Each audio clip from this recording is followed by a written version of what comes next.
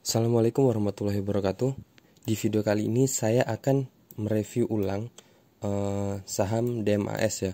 Jadi di video saya sebelumnya di channel ini saya sudah pernah mereview saham DMAS ini. Jadi di sana closingnya saya menekankan kalau mau beli saham ini nanti setelah ex-date atau setelah jadwal terakhir pencatatan pemegang saham ya untuk yang dapat dividen ya. Jadi di D ini tanda dividen.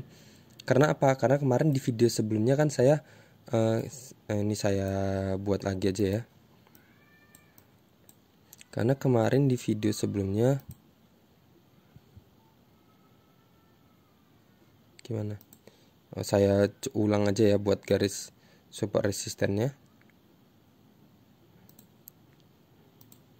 Ini saya buat trendline dulu. Terus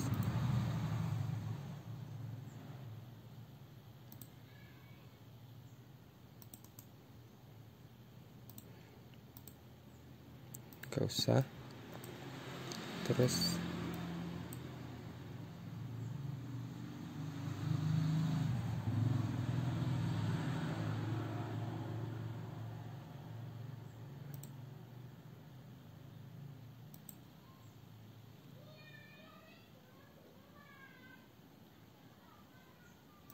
ini seperti ini ya. Jadi di video yang kemarin itu kalau nggak salah itu saya buat di posisi candle sedang berada di sini. Jadi saya bilang jangan masuk di sini karena dia sedang berada di area resisten kecuali dia sudah breakout ke atas.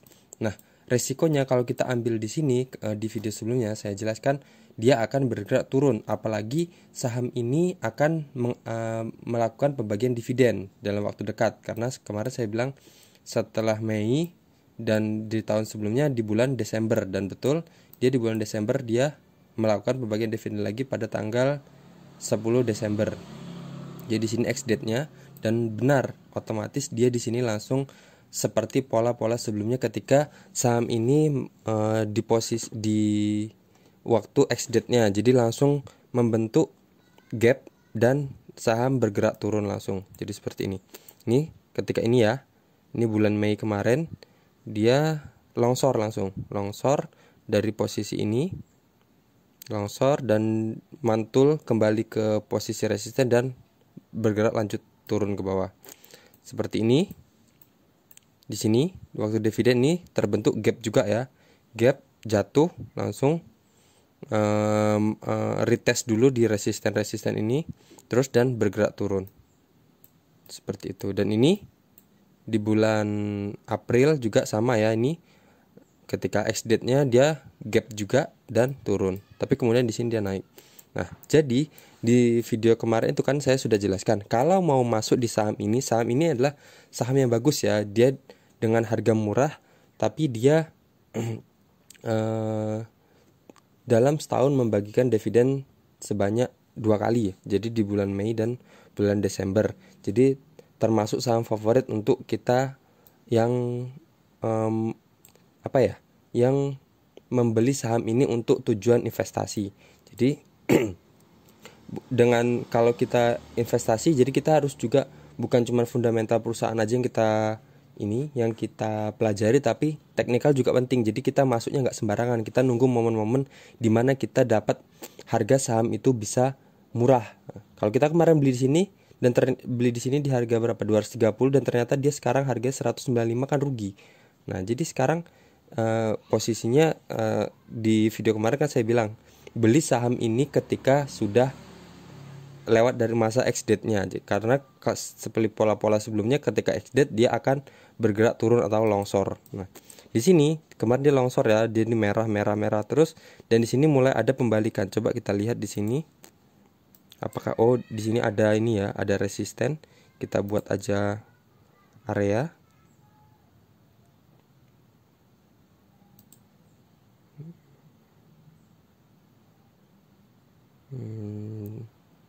Segini aja ya.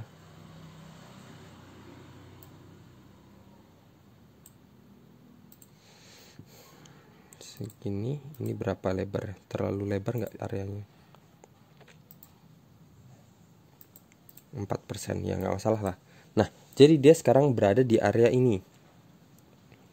Dia sebelumnya kan ini menjadi support, terus support, terus ini jebol berubah jadi resisten, dan resistennya dia kembali dijebol, jadi dia berada di area ini. Terus ini dia naik ke atas ini, terus ini kemungkinan dia ketika di area ini dia bisa bergerak naik kembali atau ngejebol lagi. Jadi kita bisa mulai mulai mencoba masuk ya di sini ya. Jadi ini di sini mulai ada pantulan. Kalau kita lihat volume,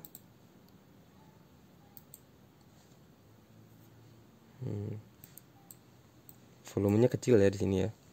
Nah, jadi nggak masalah. Kalau misal kita mulai masuk di sini di harga 195, cut lossnya di 1 tick atau 2 tick di bawah ini, di bawah garis support yang kita buat, area support ini. Jadi take profitnya di mana ya?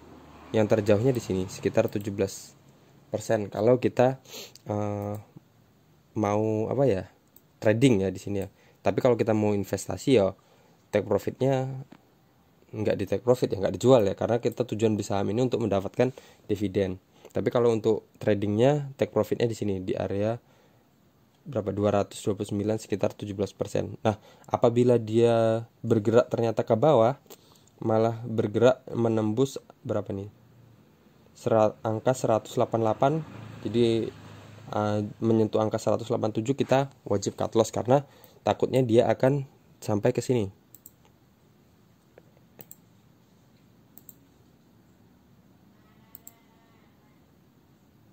Kita bungkus saja ini ekornya. Nah, sampai ke sini. Tapi kalau kita mau cut loss sampai sini pun juga nggak masalah. Cuman ini udah lebih ya dari 10%. Jadi selagi ini masih dia di sini, masih kemungkinan rugi kita cuma 4%, cut loss aja, dibandingin kita harus nunggu ini dia sampai sini nih. Ternyata udah lebih dari 10% ya. Nah, bahayanya lagi kalau kita tunggu sampai di support ini, ternyata dia juga tembus ke bawah lagi. Jadi kan rugi kita jadi semakin banyak. Misalnya seperti ini.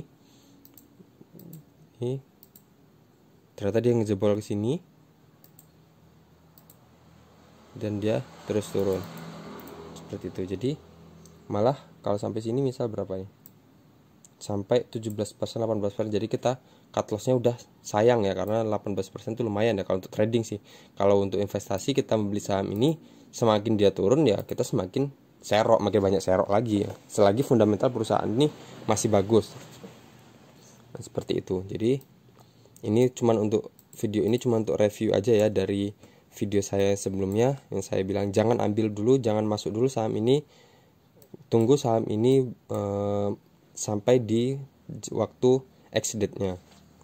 Seperti itu. Jadi polanya sama ya, berarti dari sebelum-sebelumnya ketika dia di exit date-nya dia langsung bergerak longsor, exit dia longsor, seperti itu